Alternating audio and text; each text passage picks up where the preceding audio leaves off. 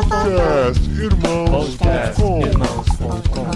Ando devagar porque já tive pressa e levo este sorriso. Olá, pessoas!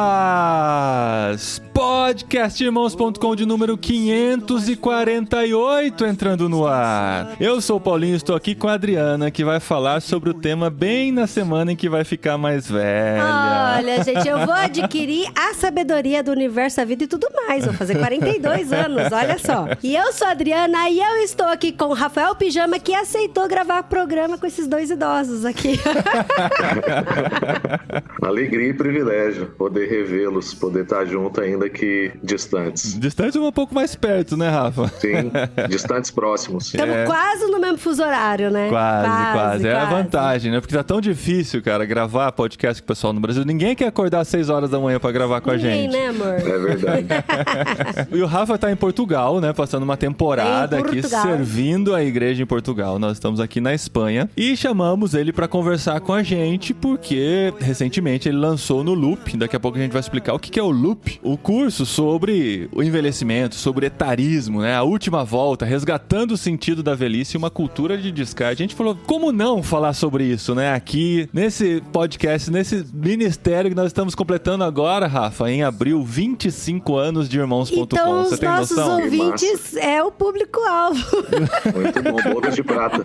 A gente tá chamando de Galileu de Prata, né? Jubileu, mas a gente chama de Galileu de Prata, o nosso aniversário aqui. E a gente sempre fala que os temas aqui acompanham a nossa fase de vida, né? Então a gente já falou sobre... Ai, amor, Legal. não, meu Deus. Já falou sobre casamento, sobre filhos e tal, igreja. Agora... a gente vai gravar um podcast sobre pets, sobre cachorro. Falta sobre pets. E agora a gente vai falar sobre envelhecimento e pensar um pouquinho nesse tema. É algo que a gente já pincelou algumas vezes em outros temas aqui, mas agora especificamente para falar sobre as crises, né, da idade mais avançada. E temos aqui a experiência do Rafa, que tem pelo menos estudado isso nos últimos tempos. Sim. Cada um de nós compõe a sua história. Cada ser em si carrega o dom de ser capaz e ser feliz.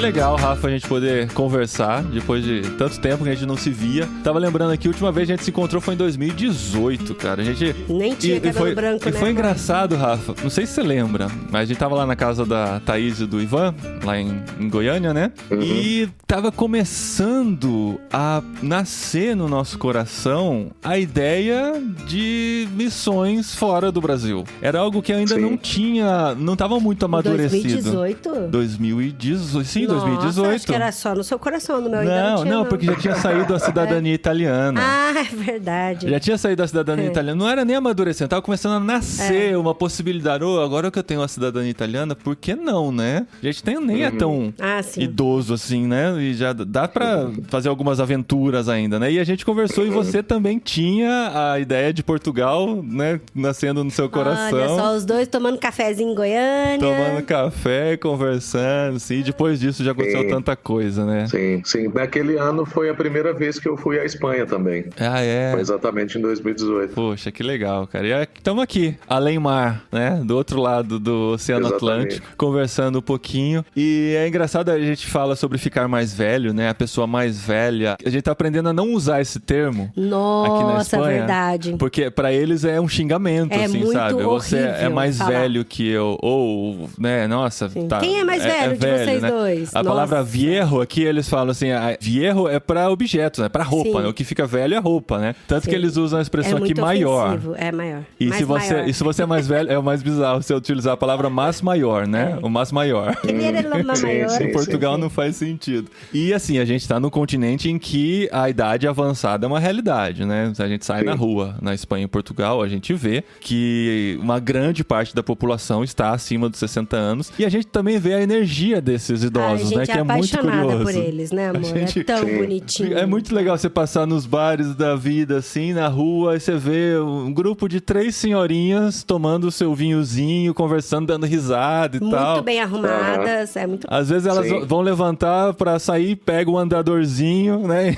Encaixa na frente, sai andando e tal. E a gente percebe, né, uma valorização, assim, uma aceitação de que as pessoas envelhecem e precisam ter qualidade de vida aqui na Europa, provavelmente muito maior do que a gente vê no Brasil, né? Isso tem transformado, tem mudado, a cabeça das pessoas acho que tá amadurecendo, mas temos ainda muitos fatos ou muitos acontecimentos que provam o contrário, né? Que provam que as pessoas ainda não sabem lidar com as pessoas mais idosas, não entendem que vão chegar nessa idade também, né? E tem alguns comportamentos inexplicáveis. O que você tem observado sobre isso, Rafa? Então, o curso, acho que seria legal nós falarmos da ideia do curso e por que eu também estou falando sobre esse assunto. Porque eu tenho 36 anos de idade, né? E pode ser que alguém pense, poxa, por que o Rafael está falando sobre envelhecimento? É um dos argumentos, inclusive, da primeira aula do curso é sobre isso. Existe um livro do pastor Paul Tournier, pastor não, ele era psiquiatra, é o vício de linguagem.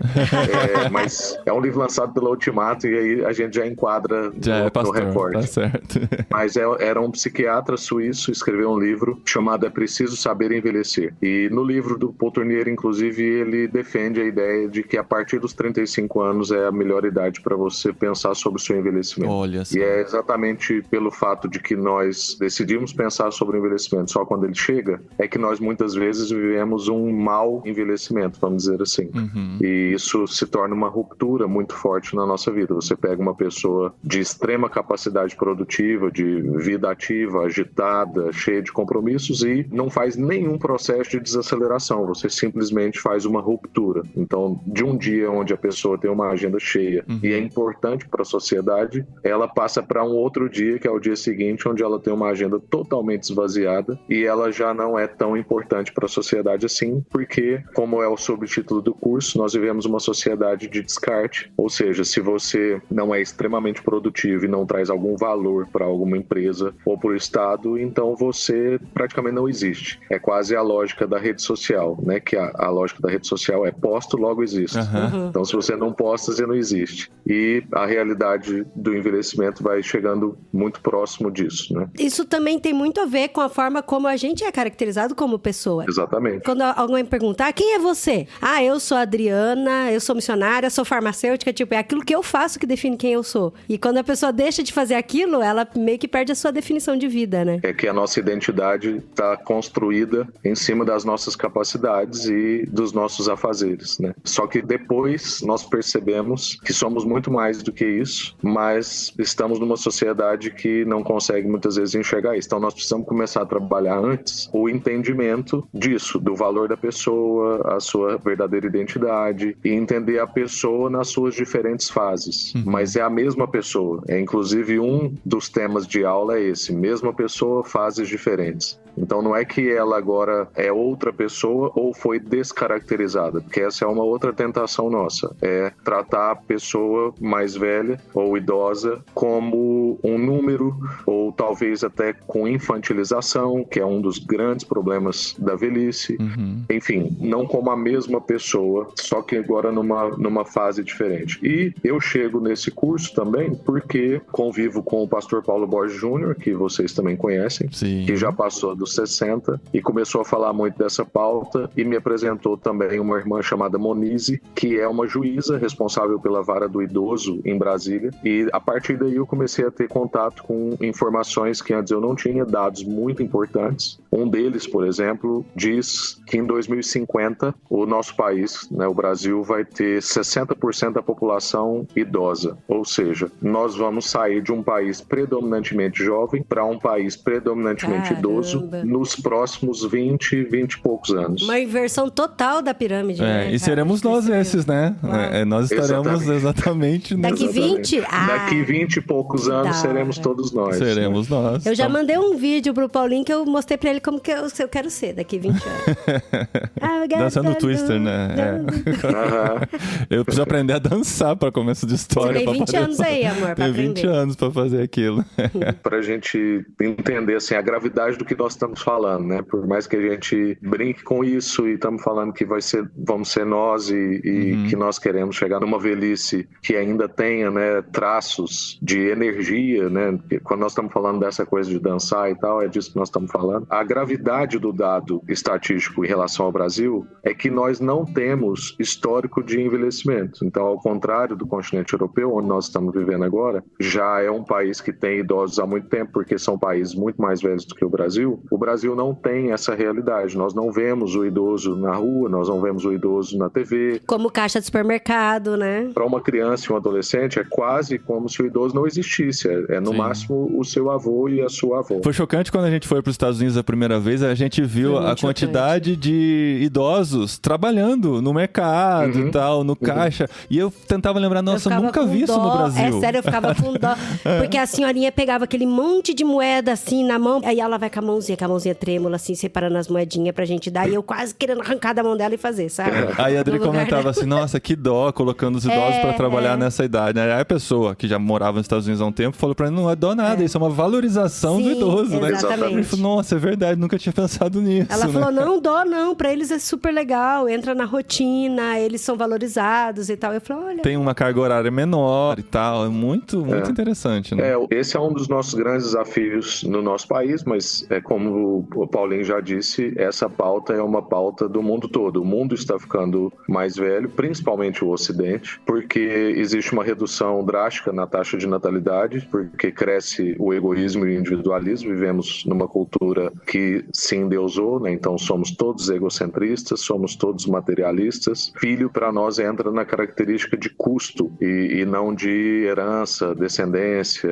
afetos, significado. Então nós fazemos contas financeiras para ter filhos e não observamos promessas bíblicas para ter filhos. Isso tomou o Ocidente quando a gente derruba a taxa de natalidade drasticamente e avança com a ciência para novas formas de longevidade. Nós criamos um buraco enorme, etário, que nos leva para a situação complexa que nós vivemos hoje, praticamente o Ocidente todo. E como a gente estava dizendo, no Brasil isso é mais grave porque nós somos o país que vai fazer a inversão de taxa etária na maior velocidade da época, numa velocidade nunca antes vista. É mesmo? Nós já temos um dado estatístico, por exemplo, que dá um insight sobre isso. Nós já envelhecemos em 20 anos no Brasil o que a França demorou 200 anos para envelhecer. Uau. É um comparativo. Nossa. Então, o Brasil é um amplificador em quase todas as áreas. Nós fazemos coisas mais numéricas e mais velozes. Somos intensos, né? Sempre que nos propomos a fazer. Mas isso também serve para as questões críticas, né? Como essa situação que nós estamos falando aqui do envelhecimento numa velocidade rápida. E existe o termo, né, que tem sido utilizado bastante nos últimos anos, que é o etarismo ou edadismo. Idadismo. Mas idadismo é tão feio, né? É porque o termo original cunhado é um termo que não é na nossa língua, né? É então, o eidismo, é uma né? adaptação. Mas é porque você pega o nome idade e coloca um sufixo ismo junto, é muito feio. Exatamente, mas a ideia é do preconceito por idade. Não necessariamente só aos idosos. Igual você falou, racismo e idadismo. Então, sim, tem a ver com preconceito, entendeu? Então, o idadismo pode ser com relação a jovens também, por desacreditar, por não, sabe, não dar devido respeito e tal. Mas o mais grave, sem dúvida, tem relação aos mais idosos. E nós temos visto, né, tantas notícias recentes de maus tratos a idosos. E o curioso e o triste de toda essa situação é que a maioria dos casos de maus tratos a idosos é de membros da própria família, né? São de filhos, são de genros, noras e de pessoas que não têm a paciência com as pessoas mais idosas. Então essa é uma realidade e como dentro da igreja brasileira nós temos um microcosmo da sociedade, é uma realidade dentro da igreja também. Infelizmente, né, onde nós deveríamos demonstrar o amor, demonstrar o respeito, nós temos essa situação de relação com os idosos. E quantas situações nós já não vimos, né, com relação a isso, né? A desacreditar a participação do idoso, a deixá-lo de fora de muitas coisas. Pequenas atitudes do dia a dia demonstram como nós não estamos, de fato, preparados para essa realidade, né? Uma das coisas que nós falamos no curso, e que é mais ou menos a proposta central vamos dizer assim, da nossa conversa, é que o encontro de gerações é o que pode redimir a situação tanto do envelhecimento quanto dos preconceitos, seja com o mais novo, seja com o mais velho. Porque a verdade é que nós vivemos uma realidade, pegando essa coisa que você trouxe sobre o microcosmo da igreja, nós temos tanto igrejas onde as pessoas mais velhas dominam as áreas de liderança e praticamente usam a força jovem para fazer coisas e não para dar direção, não para trazer visão, mas somente para executar tarefas. Isso é um espectro da realidade da igreja. No Brasil hoje, como temos cada vez mais igrejas novas surgindo, isso tem diminuído, mas nas igrejas principalmente mais históricas, essa é uma realidade muito preponderante. O jovem acaba sendo só uma força executiva e não direção, orientação, opinião. Em compensação, nós temos em outros contextos de igrejas mais jovens, vamos dizer assim, onde a pessoa mais velha é praticamente colocada de escanteio, porque existe um imaginário do jovem, principalmente ali da adolescência em diante, de que porque o mais velho não tem muita compreensão, por exemplo, de tecnologia, de inovação, de informação, então ele não sabe nada. É praticamente assim. Então, quem não entende de internet não entende nada, porque a nossa vida hoje praticamente acontece na internet.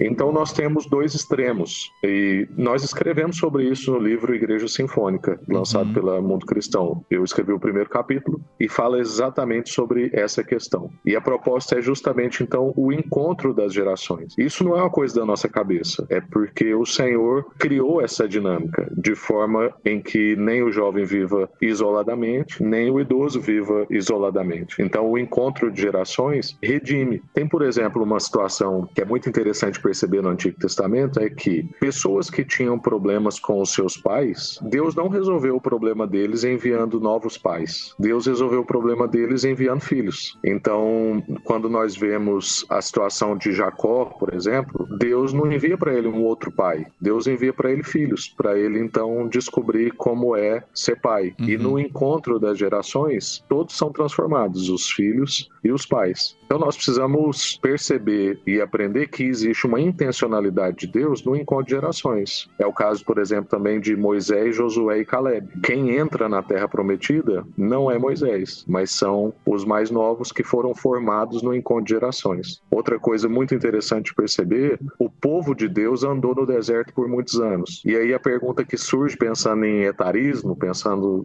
nessa questão que o Paulinho trouxe, é a gente perguntar qual era o ritmo da caminhada do povo de Deus no deserto. Era o ritmo do mais jovem ou era o ritmo do mais velho? Para levar 40 anos. Ou não era o ritmo de nenhum dos dois. É o ritmo do encontro. O grande desafio nosso é exatamente esse, é que no encontro de gerações, a pessoa mais velha vai ser deslocada do seu conforto, porque ela vai ser forçada a andar um pouco mais rápido, que seria o seu ritmo natural, mas a pessoa mais nova também vai ser forçada no seu ritmo, porque ela não vai poder correr como ela gostaria de correr, porque afinal de contas tem crianças, tem idosos, e nós precisamos encontrar qual o ritmo de todo o povo de Deus chegar naquele lugar. E me parece que hoje a gente lida com essa questão, tanto como sociedade como quanto igreja, como se isso fosse uma coisa só de mais novos, e nós estamos com pressa e nós precisamos sair correndo. E a gente praticamente sai arrastando conosco crianças e idosos, que são os extremos. E isso machuca a gente, fere pessoas, ou exclui. Então nós temos ambientes que ou tem gente machucada ou tem gente excluída. É claro que também a pessoa excluída está ferida. É isso, eu creio que uma das respostas que a igreja pode oferecer para a questão do etarismo, ou o outro nome que isso for ter, conforme o termo for amadurecendo, é que nós precisamos promover mais intencionalmente o encontro de gerações que valoriza a pessoa e não a sua idade somente. E desfrutar da riqueza de cada tempo. E também reconhecer os pecados de cada tempo. O jovem tem os seus pecados, o idoso tem os seus pecados. E nós podemos, no encontro, além do reconhecimento dos pecados, desfrutar das suas virtudes.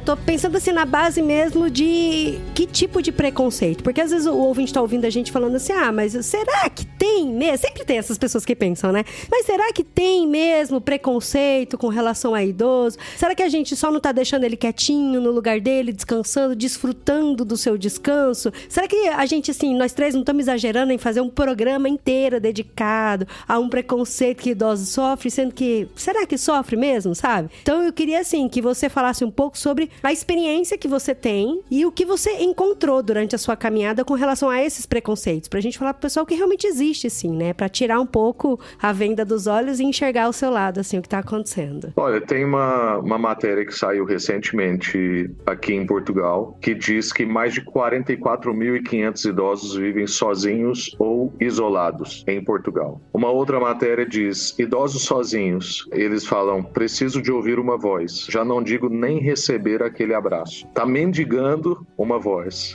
Outra evidência do tipo de problema que nós temos. No Reino Unido, alguns anos atrás, foi criado o Ministério da Solidão para solucionar a triste realidade moderna que é a realidade do isolamento. Bom, se nós estamos falando sobre preconceito e quais as formas de preconceito, e nós temos matérias como essa que nós dissemos e dados estatísticos como os que nós já conversamos, fica evidente que isso não é uma coisa imaginária. 44.500 pessoas é muita gente. E isso eu estou falando de uma realidade que tem baixo número, como Portugal, né? Não é exponencial como o Brasil, que esse número pode aumentar assim, exponencialmente, tendo em vista também que o nosso país não tem aquele primor de pesquisas. Mas para além desses dados e dessas evidências, vale nós pensarmos o que nós já comentamos aqui. Qual é o lugar da opinião, da fala da pessoa idosa quando nós tratamos situações na igreja? Qual é o lugar dele quando nós fazemos um fórum de discussão na igreja?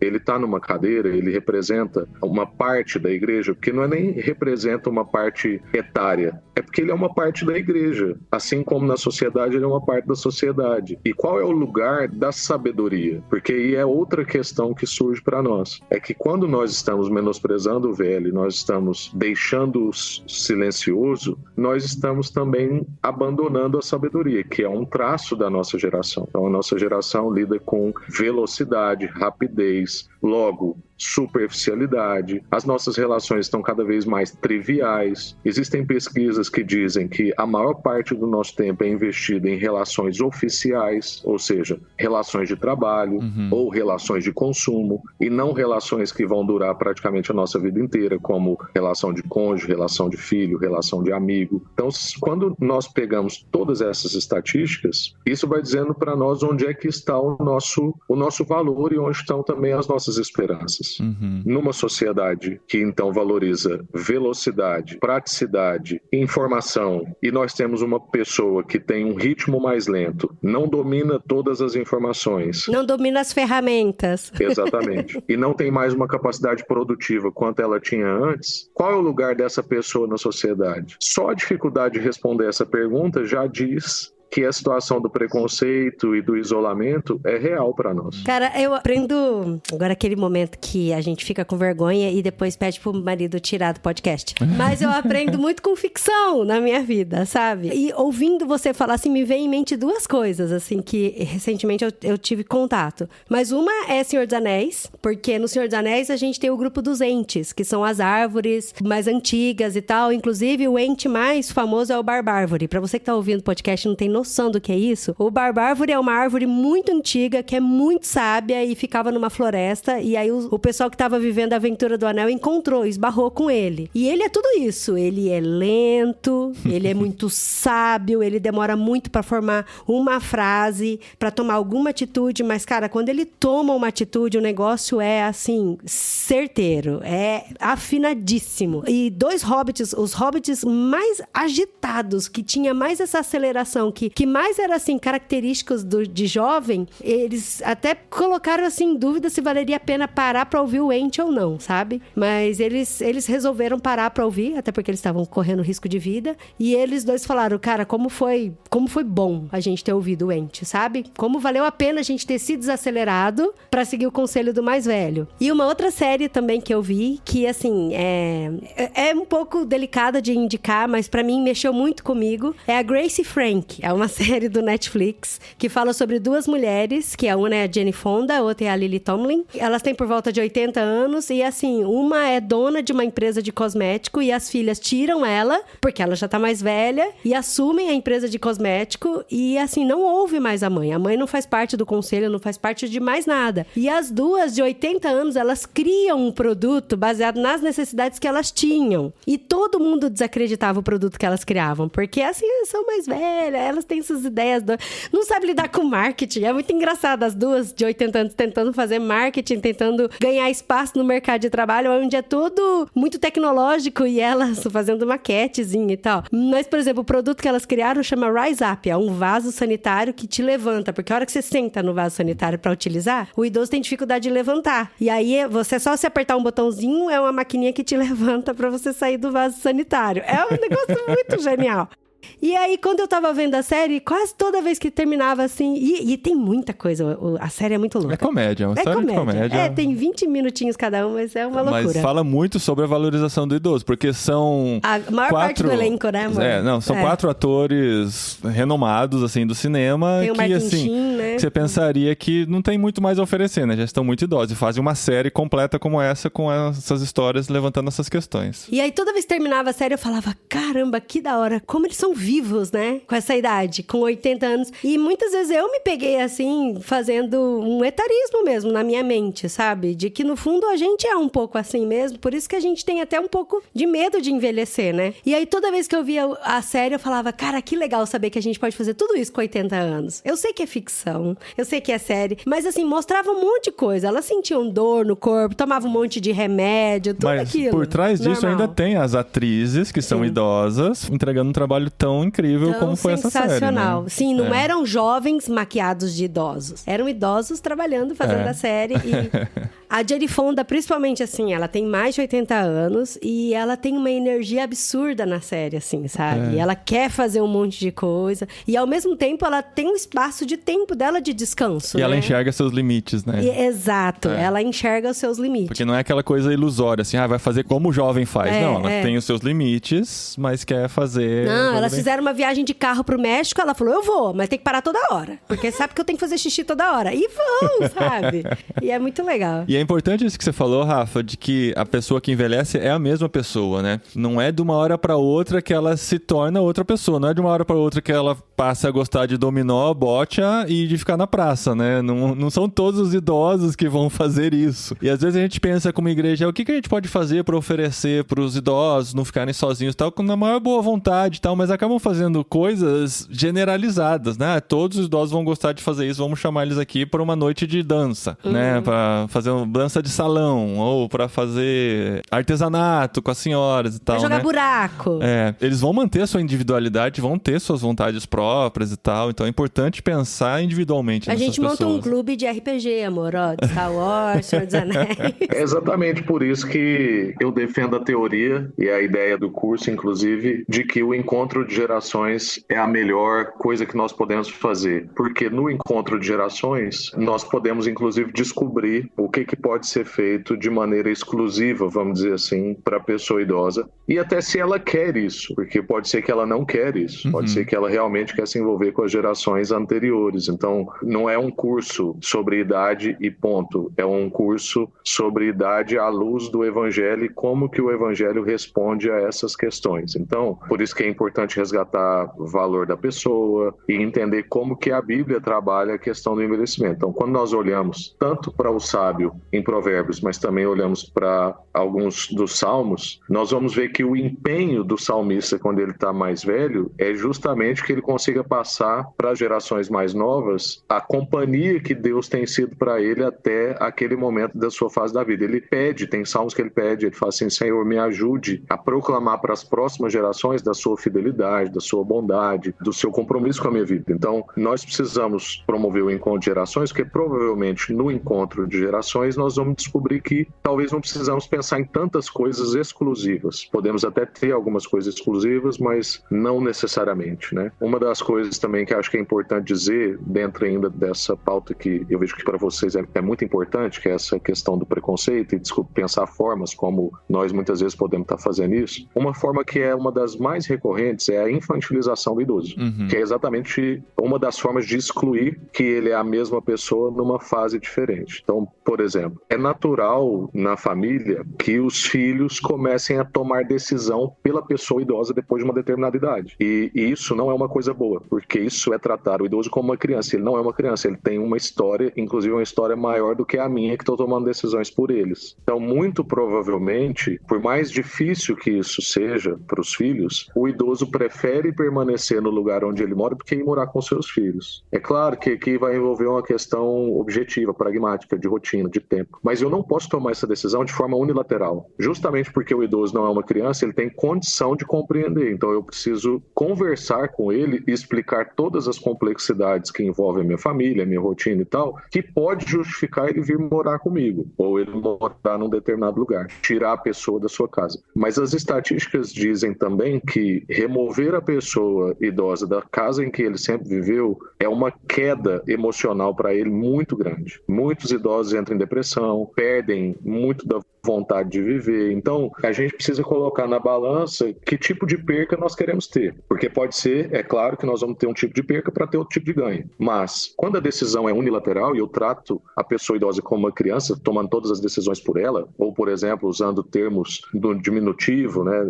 A comidinha, a roupinha, arrumar a caminha, isso é muito normal, gente. Nós achamos que nós estamos sendo carinhosos com a pessoa idosa quando a gente faz isso. Mas ele não recebe dessa forma. Ele é uma pessoa adulta, mais adulta do que eu, porque ele está 40, 50 anos na minha frente de maturidade. E quando eu vou falar com ele de comidinha, de roupinha, de caminha, ou, por exemplo, quando o idoso está acompanhado, ou de um cuidador, ou de um parente e tal, e a gente só conversa com a pessoa que está com o idoso como se ele não tivesse presente. É outra forma de infantilização e também de diminuição do valor da pessoa. Ou, por exemplo, não inserir a pessoa idosa em programas como teatro, festa, viagem de família, ou não comentar e conversar sobre temas da atualidade com ele, justamente porque eu acho que ele não vai entender. A pessoa idosa, justamente porque ela é adulta e mais madura do que provavelmente quem está lidando com ela percebe todas essas coisas. Talvez a criança não percebe, mas a pessoa idosa percebe quando nós estamos evitando tipos de conversa com ela, ou quando nós estamos tratando como se ela não estivesse presente, ou se a gente está menosprezando o que ela acha sobre determinado assunto, como, por exemplo, desconsiderar a opinião dela a respeito de decisões importantes da própria festa de aniversário.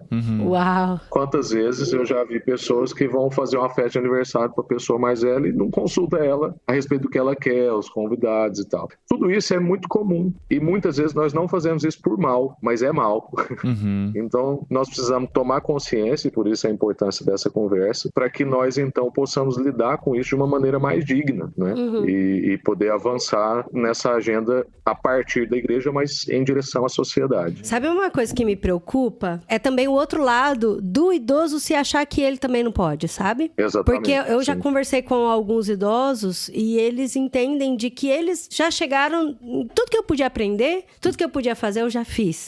Então, eles se colocam muitas vezes numa posição de que eu entendo por que as pessoas não pedem minha opinião, porque eu já não sei, não sou nada, sabe? Não tenho mais nada pra oferecer. Porque tudo que eu tinha que oferecer, eu já ofereci. Isso é tão ruim, porque o idoso cria na cabeça de que ele realmente é um inútil, um ser descartado, e isso vai refletindo, reverberando tão grande para as outras gerações que a gente, com 40 anos, fica com medo de ter 60. Por causa de toda essa áurea que vai passando, sabe? Não sei se me entende. Sim, é algo cultural que foi construído e a gente tá colhendo os frutos disso. Sim. E eu tenho essa intenção de falar, não, realmente você pode. Pega toda a sabedoria que você tem e vamos fazer junto, vamos trabalhar junto, vamos construir um conteúdo junto e tal, né? Volta na importância de pessoas da nossa idade, por exemplo, estar conversando sobre esse assunto. Por quê? A sociedade que nós vivemos hoje e que tem toda essa cultura que a Adri acabou de narrar, é a sociedade construída por esses idosos que nós temos hoje e que antes eram tão jovens. Então, é por isso que hoje eu preciso pensar sobre o meu envelhecimento. Por quê? A semente que eu planto hoje é a semente que eu vou colher daqui a 30 anos. Então, o que eu preciso perceber é que o respeito, cuidado com a pessoa mais velha que eu tenho hoje, os meus filhos, eu tenho um filho de 7 anos e uma de 4 anos, eles estão assistindo a forma como eu lido com o envelhecimento, quando eu lido com uma pessoa idosa. Então, se eu sou indiferente ou se eu descarto, os meus filhos estão aprendendo o que eles vão fazer comigo quando eu for velho. Ainda vai contar pros amigos ainda, né? Vai todo mundo fazer igual. Eu lembro, em 2018, inclusive, Paulinho, eu estava aí na Espanha e vi uma matéria de TV dizendo que uma pessoa idosa tinha sido encontrada no seu apartamento depois de 6 meses que ela já tinha falecido.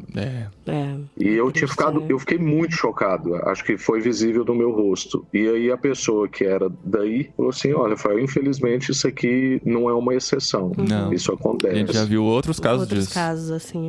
Nós entramos um pouco nessa conversa. E o que é interessante desse dado? É que isso acontece nas classes sociais superiores. Ou seja, nós podemos subentender que aquele idoso foi um pai que ensinou para os seus filhos que o valor está na sua capacidade, na sua competência, no que você produz e no quanto você ganha. E aí o filho aprendeu direitinho. E provavelmente o que o filho estava fazendo nesses 6 meses? Ganhando dinheiro, sendo o mais competente que ele podia, exercendo no máximo as suas capacidades, porque ele não aprendeu que dá valor à pessoa, trabalhar afetos, o que nós consideramos hoje como perder tempo conversando com alguém. Ele entendia que era perder tempo mesmo. Então ele ficou 6 meses sem ir na casa do pai dele, ele ficou 6 meses talvez sem ligar, ou talvez ele ligou uma vez, achou que o pai dele estava fora e depois esqueceu de ligar de novo. Enfim, o fato é, daqui a alguns anos vamos colher o que nós estamos agora a ensinar. E uma coisa que é muito importante de nós lembrarmos é que com o avançar das capacidades de nos manter vivos, ou seja, com o avanço da longevidade, isso quer dizer que eu posso viver como pessoa idosa por 40 anos. Então, existem cada vez mais possibilidades de se viver até os 100 anos. Isso quer dizer que do dia que eu vou ser chamado pessoa idosa até o dia que eu vou morrer, pode ser que eu vou viver 40 anos. Pode ser que vai viver mais. Mais do que você já viveu até hoje, né? Daí surge uma pergunta.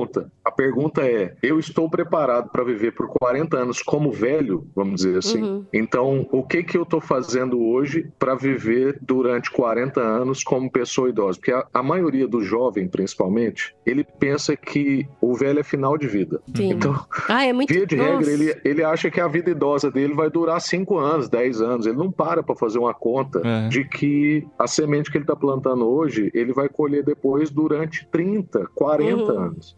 Essa é uma conversa que é importante. Mas quantas vezes você já ouviu a pessoa falando, eu não quero ficar velha. Não quero ficar velha. Sim. Eu não quero viver quanto tempo velha. Meu avô falar, eu não vou ficar velho. Velho é trapo. Só que ele já tinha seus 75 anos, ele fala, eu não vou ficar velho. Velho então, é trapo, velho não serve pra nada, ele ficava falando, verdade. Que é parte do nosso desafio lá, que nós dissemos antes, né, sobre o preconceito e faz parte da cultura, é que nós vivemos uma cultura de jovialidade. Então, a nossa cultura é contra mesmo, assim, o processo de envelhecimento, não vê valor nisso. Por isso que as pessoas estão cada vez mais esticando suas caras, colocando mais bocas e fazendo cirurgias para diminuir as suas barrigas. Usando filtros, deixando de ter filhos, porque isso tudo envelhece. Então, por exemplo, é injusto o que a nossa sociedade faz hoje com uma mãe que teve 1, 2, 3 ou 5 filhos, exigir que ela com 40 anos tenha a barriga da atriz tal. E aquilo que são as marcas no corpo da minha esposa, por exemplo, que teve 2 filhos, qual é a beleza daquelas marcas? A beleza é que aquelas marcas têm história. E as histórias vivem aqui em casa conosco. E são histórias lindas, o Vitor e a Aurora, né? Só que nós preferimos ver a beleza só na estética em si, e não nas partes mais subjetivas, que é o que nós estamos falando aqui. E aí entra o que a Adri trouxe sobre a valorização da própria pessoa idosa. Quanto mais velhos nós ficamos, a tendência é que nós ganhamos maturidade espiritual, porque já vivemos mais coisa com o Senhor, já não somos mais tão eufóricos ou desesperados. Já vimos a mão do Senhor em tantas situações que não imaginávamos e agora isso nos torna mais calmos e isso pode abençoar uma próxima geração que é muito ansiosa. Outra colheita do envelhecimento, por exemplo, é o domínio próprio, porque como a gente, quando vai ficando mais velho, tende a já ter visto de tudo, nós também aprendemos a dosar a nossa reação diante de circunstâncias. Isso também pode abençoar uma próxima geração. Outra coisa é a sobriedade, que está muito ligado ao domínio próprio, porque eu tenho menos espanto diante da maldade e, ao mesmo tempo, eu começo a ter mais espanto diante da bondade. Porque se eu sei que vivo numa realidade de queda, o que tem que me espantar, na verdade, é um ato de bondade, né? E não um ato de maldade. Mas quando a gente é mais novo, a gente não pensa nessas coisas.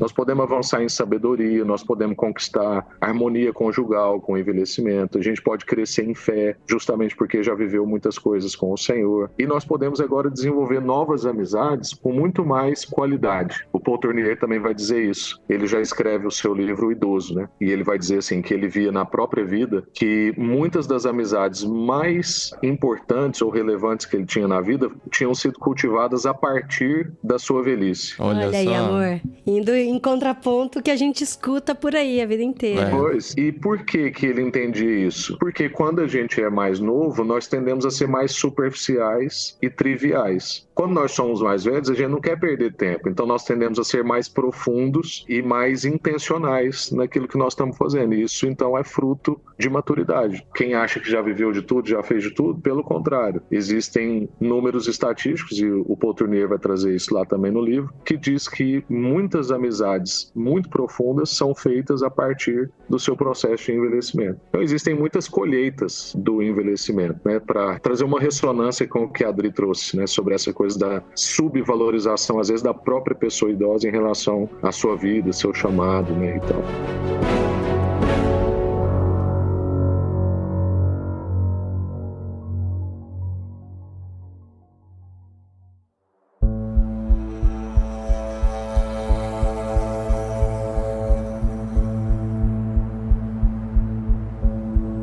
Ô Rafa, tô vendo aqui que o curso seu, na última volta, tem 16 aulas, né? Um curso bem completo. E você acabou de falar aqui da riqueza da maturidade. Exatamente. Tem a aula 13 aqui, que eu acho que eu gostaria que a gente já caminhasse pro fim do nosso papo, mas a gente falasse sobre as responsabilidades da velhice, né? Porque às vezes a gente desconsidera, né, que os idosos têm uma responsabilidade na sociedade também. Não estão só para serem cuidados, mas podem ainda fazer muita coisa e contribuir muito, né, para a sociedade, para a igreja, para nossa realidade. Eu tô rindo aqui porque não sei se o Rafa já ouviu falar do termo me processe.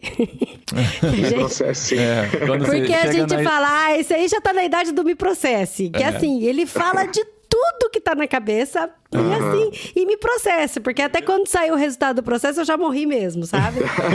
Porque tem muito idoso que fala, eu falo mesmo, eu sou assim, se alguém achar ruim é assim mesmo.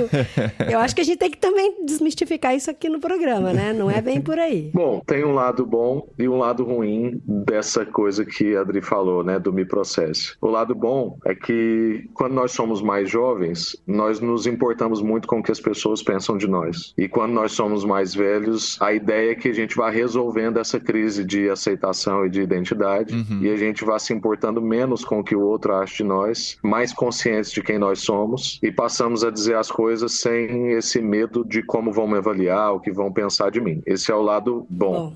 O lado ruim é quando existe uma irresponsabilidade com o que eu digo, né? Então, é quando eu não quero assumir a responsabilidade, o ônus, a colheita do que eu vou dizer. Eu digo, mas eu não quero lidar com as consequências do que eu digo. Por que isso seria uma parte ruim e seria péssimo, aliás, é péssimo quando acontece na pessoa idosa? Porque a verdade é que isso é infantil. Quem faz isso é a criança, que diz o que quer sem ter responsabilidade com o que ela disse, né? E nós, ao longo da criação da criança, vamos ajudando-a a perceber que o que ela diz tem consequências e ela é responsável pelo que ela diz. Então é muito triste quando nós vemos uma pessoa idosa agir como uma criança. Isso está totalmente de acordo com o que o Paulinho pediu para a gente falar sobre essa essa coisa da responsabilidade do envelhecimento, né, da pessoa idosa. Porque lá em Hebreus capítulo 5, o escritor vai exortar o povo exatamente sobre isso. Ele fala, olha, eu queria falar com vocês sobre coisas maiores, sobre coisas superiores, coisas mais profundas, mas vocês não correspondem à idade espiritual de vocês.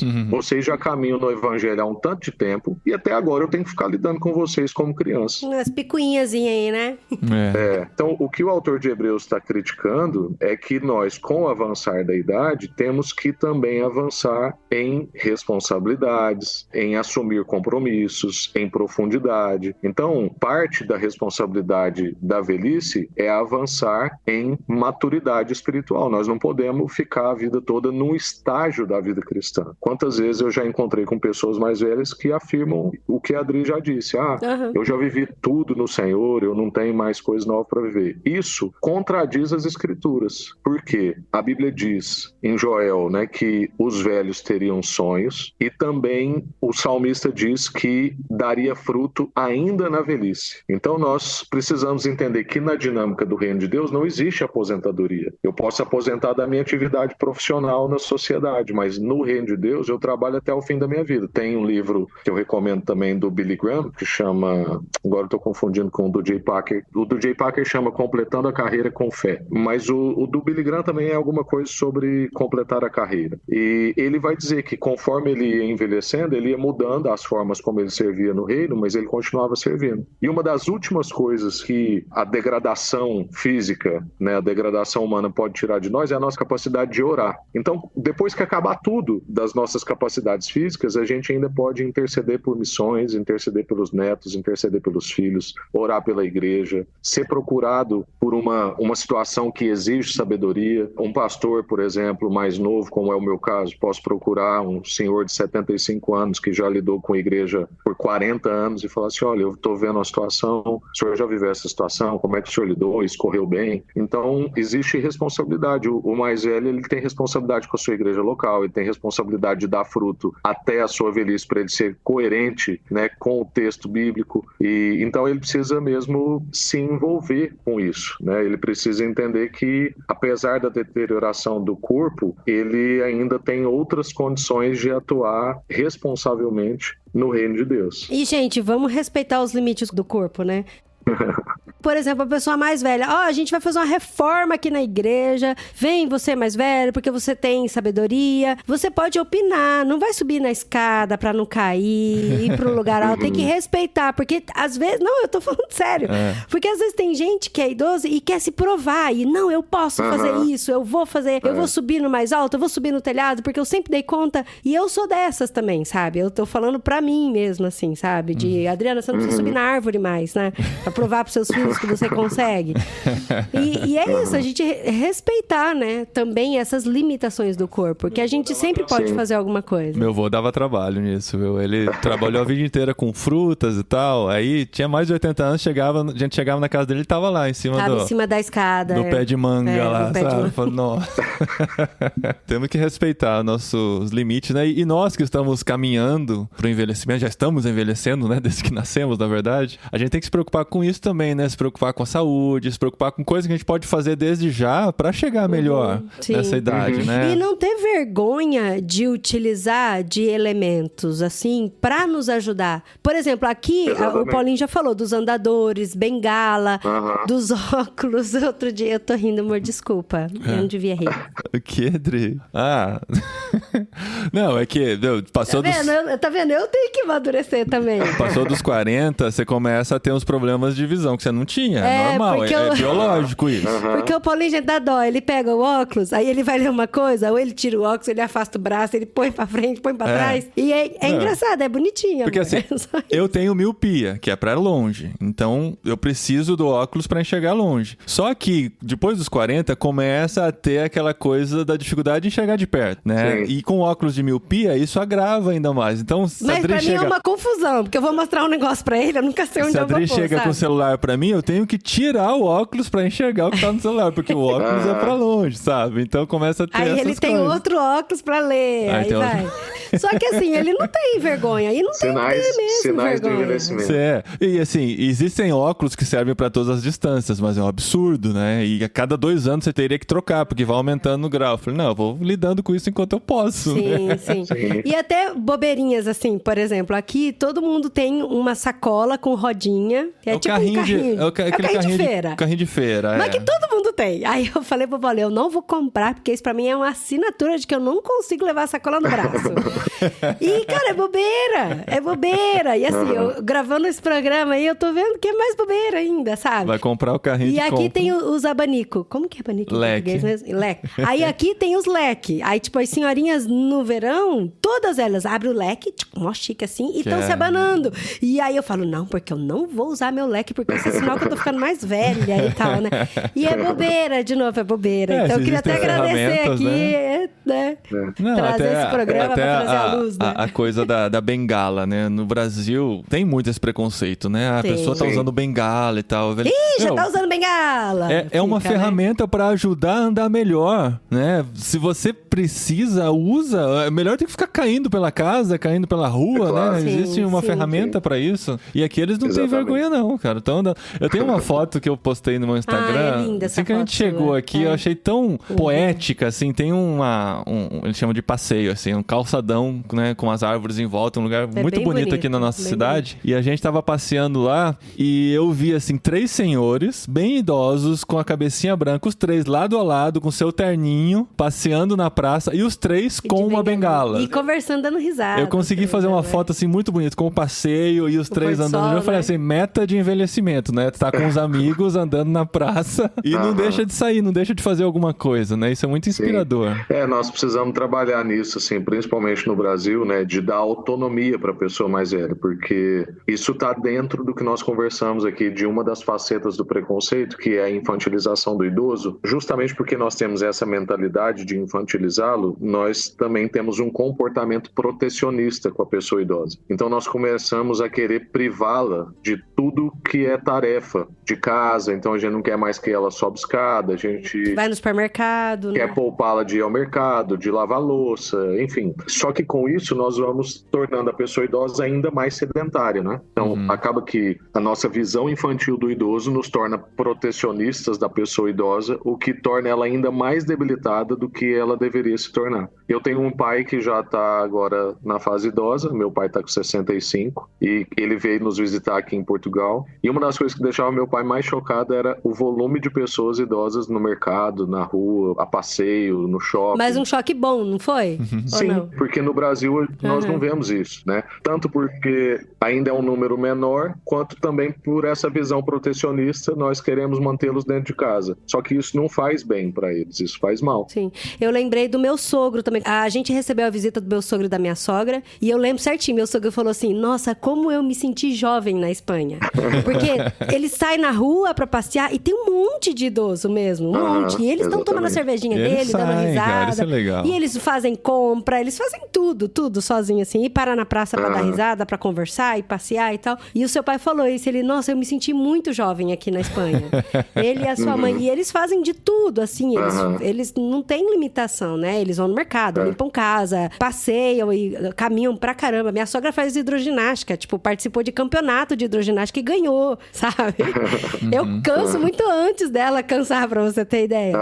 E aí aqui na Espanha, eles se acharam bem mais jovens. É uma experiência muito interessante. Muito o pessoal fala muito, né, da Europa, que está envelhecendo e tal, tem muitos idosos, mas são idosos com uma boa qualidade de vida muitas vezes, né? Claro que tem as situações dos idosos abandonados, né? Tem muito idoso solitário e tal, mas é inspirador ver como muitos deles estão bem ativos, né? Isso é algo que a gente vai ter que buscar no Brasil também, porque é a realidade muito próxima, né? Sim, esse é o desafio, é que nós não temos uma cultura de envelhecimento, não sabemos lidar com isso porque ainda não é uma realidade presente e vamos fazer isso numa velocidade muito rápida, né? Então tem aqui que correr atrás do prejuízo, né? Por serem países mais velhos de idade, né? O país é mais velho, então convive-se com pessoas idosas há muito mais tempo.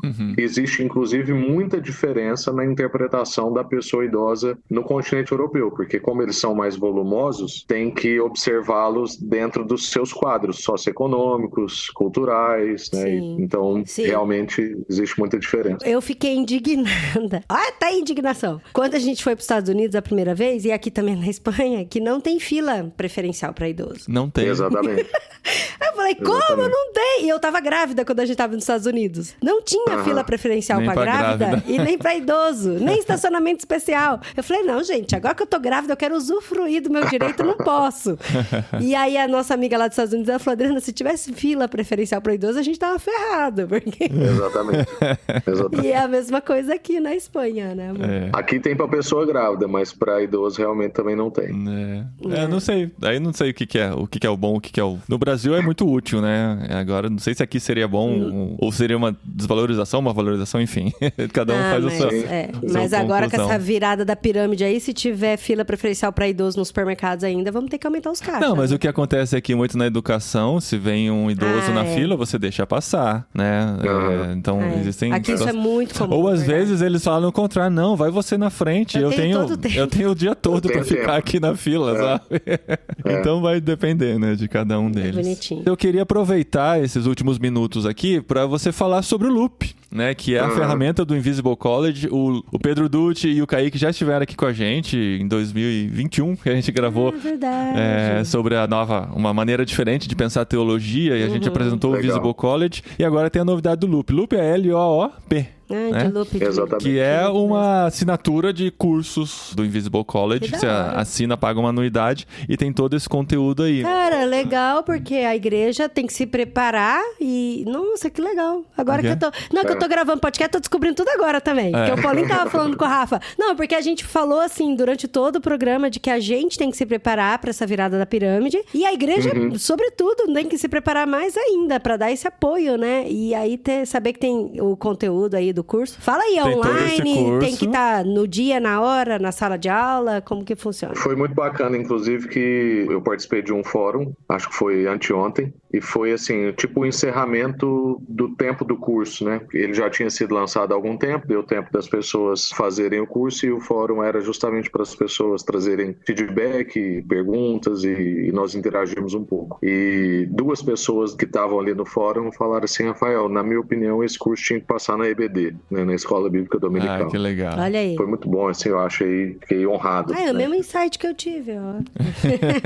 Mas voltando assim ao Loop, né, o Loop é uma plataforma do Invisible College. O Invisible College é uma instituição de ensino teológico totalmente online, uma escola que surgiu para responder a um pouco da demanda do nosso tempo, da nova geração que tem muita facilidade com isso, mas também para oportunizar para mais gente que gostaria de ter aprofundamento teológico e não necessariamente consegue passar 4, 5 anos num seminário de teologia, né? E eles criaram depois a plataforma do Loop porque foi se acumulando alguns cursos. Existia o Teologia Essencial, Teologia Avançada, depois surgiu o Filosófico, depois teve curso sobre criação de filhos, curso da relação entre marketing, cultura e evangelho, enfim. E para sair também dessa coisa mercadológica, né, dos lançamentos de curso, o Invisible College entendeu por criar uma plataforma que seria como se fosse uma Netflix de teologia. Então você assina um plano anual e isso te dá acesso a mais de 900 aulas. Hoje já são mais de 900 aulas, tem cursos, eu não sei a quantidade exata de cursos. 31 cursos. Então, ótimo. E você, então, com uma assinatura que é um valor, assim, muito acessível, pode ter acesso a um mundo de conhecimento teológico de gente muito capacitada e de temas muito variados. Então, principalmente o diálogo com a cultura, né, a relação entre a nossa fé e a nossa vida comum em várias áreas. Você pode aprender e o nosso curso, Última Volta, está também dentro do Loop. Não tem como você ter acesso ao curso fora da plataforma, porque também o Invisible College entendeu por fazer um valor de mensalidade que seria muito próximo ao valor de um curso avulso. Então, na verdade, é uma vantagem que você paga como se fosse para um curso só, mas pode ter acesso a todos os cursos. Todo o conteúdo. É isso. Acho que eu não sou, né, não sou ali da organização. Você não é o vendedor do curso, né? Sou entusiasta da plataforma, eu sou muito amigo do Pedro e do Kaique e faço questão também de dizer o quanto eu gosto. E é super fácil de navegar, o pessoal aí da terceira idade que a gente, né, tá falando. É muito fácil. É muito fácil de navegar, é muito E dá pra ter acesso a todo esse conteúdo aí. E assim, gente, os conteúdos que vocês falam são todos os conteúdos que a gente quer ter aqui no podcast. Então, vira e mexe, eu vou trazer um de vocês aqui pra conversar, porque são assuntos que estão na nossa realidade, que a gente tem que pensar mesmo. A gente gosta de pensar, a gente gosta de ser desafiado nessas áreas de pensamento aí. Então, a gente convida todos a conhecerem o Loop no Invisible College. O link está no post desse programa, assim como o link para todos os livros que o Rafa indicou aqui pra gente, né? Tem muito livro legal. Aí vocês vão lá pra Amazon e compra com o nosso link, a gente ganha uma comissãozinha aí. Tem muita coisa de graça lá no Loop também, lá no Invisible College, viu, gente? Tem os cursos gratuitos lá, né, pra conhecer e tal. Vale muito a pena. Pra sentir. Não, eu tô falando porque eu sou dessas, né? Tem como você fazer teste com as aulas de graça lá, né? Então... E toda segunda-feira eles lançam uma aula gratuita. Ah, que legal. Tá bom, então da invisiblecollege.com.br, se não sabe exatamente como escreve, entra no link do post e vai ser direcionado pra lá pra conhecer mais. Quero agradecer muito, Rafa, pelo tempo. Que bom que deu certo da gente conversar e que bom que deu pra falar sobre esse tema tão presente e tão importante, né, para todos nós como sociedade, como igreja, e todo mundo que ouve esse podcast está sendo desafiado a pensar um pouco mais sobre isso também. Sim, eu já aceito ganhar um leque de presente de aniversário, amor, já me convenceu. E aí você me dá um óculos progressivo. O óculos progressivo é muito mais caro que um leque, né? Obrigado pelo convite, obrigado por querer também ouvir o que o Senhor tem colocado no nosso coração para compartilhar. Para mim foi bom reencontrá-los e conversar um pouquinho. Excelente. Até o próximo episódio, então. Até o próximo episódio, gente! Com fios de cabelos mais brancos na cabeça. E na barba. Eu arranco, gente. Isso é sinal de que eu não tô aceitando. Você não tá aceitando,